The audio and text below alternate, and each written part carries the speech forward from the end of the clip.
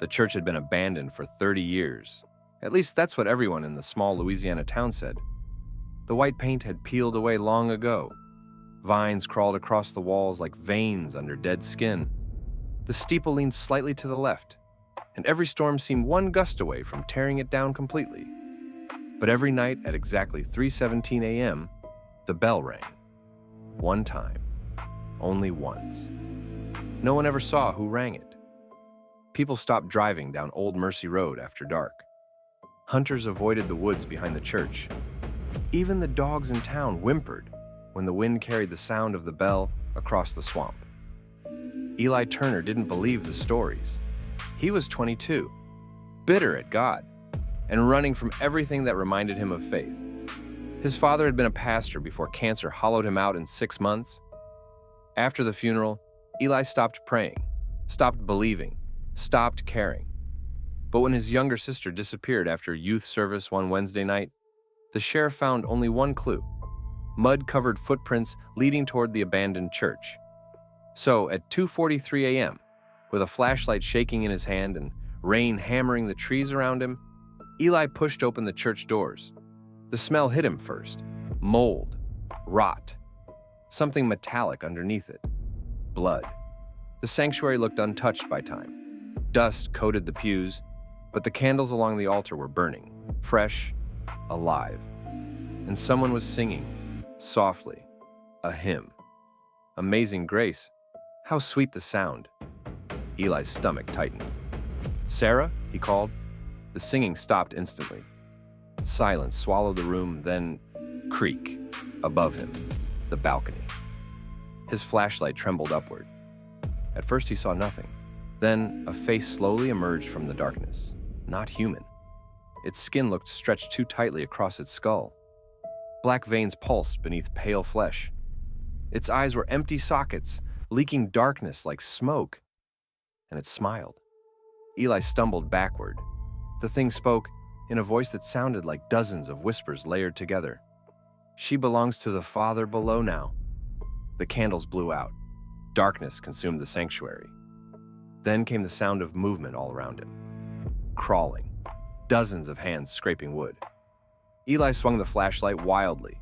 People. Or what used to be people. Bent backward at unnatural angles, mouths hanging open too wide, eyes completely black. Members of the old congregation, dead for decades. Their dry voices hissed together. "He abandoned us. He abandoned us. He abandoned us." Eli backed into the altar. "No," he whispered. But deep down, he feared they were right. Hadn't God abandoned him too? The creatures moved closer. The thing in the balcony tilted its head. "Your father prayed while he died screaming." Eli froze. "You begged God at his bedside." Closer. And heaven answered with silence. The room seemed to grow colder. The shadows themselves writhed. Eli's chest tightened with panic. Then, a memory surfaced. His father's final words, weak, barely audible. "Even here, he's with me." The creatures lunged, and something inside Eli broke. Not into fear, into surrender. He fell to his knees, not to the monsters, to Christ. Tears streamed down his face. "Jesus," he whispered, "if you're still here, help me." The entire church shook violently. The creatures screamed, not in anger, in terror. Light exploded behind the cross at the altar. Brilliant. Pure. The rotten walls trembled as a deafening voice thundered through the sanctuary. "You are mine!" Every demon in the room shrieked. The balcony creature burst into black ash instantly. The congregation things collapsed, twisting violently as shadows ripped from their bodies, like smoke being dragged into fire. And standing near the altar, a figure in white. Not fully seen, too bright to look at directly.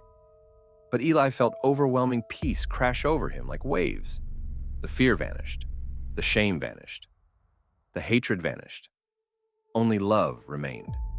The figure spoke softly now, and the voice carried more power than the storm outside. "I never left you." Eli wept openly. Behind him came another voice. "Eli?" He turned.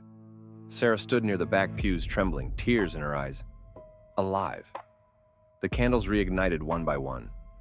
The church became still.